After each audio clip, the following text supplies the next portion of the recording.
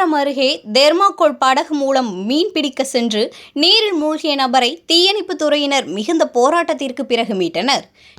சென்னை தாம்பரம் அடுத்த படப்பை கூத்தனூர் ஏரியில் சமீப நாட்களாக பெய்த மழையின் காரணமாக தண்ணீர் அதிகமாக காணப்படுகிறது.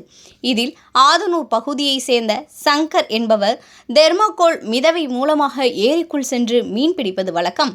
இன்று சங்கர் அவரது நண்பர்களான ரஜினி மற்றும் மாரிமுத்து ஆகியோருடன் மீன் பிடிக்க சென்றார். இந்த நிலையில் வழக்கம் போல் தெர்மாக்கோல் மிதவையில் ஏரிக்குள் சென்று வலையை வீசியுள்ளார். ஆனால் தெர்மாக்கோலில் இருந்து தவறி கீழே விழுந்த அவர் மீண்டும் வர முடியாமல் தத்தளித்துள்ளார். அதை பார்த்த ஏரியின் கரையில் நின்று கொண்டிருந்த ரஜினி மற்றும் மாரிமுத்து ஆகிய இருவரும் ஏரிக்குள் சென்று அவரை மீட்க முயற்சி செய்தனர். அவரை மீட்க முடியாத நிலையில் இருவரும் ஏரியில் உள்ள சகதியில் சிக்கி கழுத்தளவு தண்ணீரில் வெளியே வர முடியாமல் உதவி கேட்டு அலறியுள்ளனர்.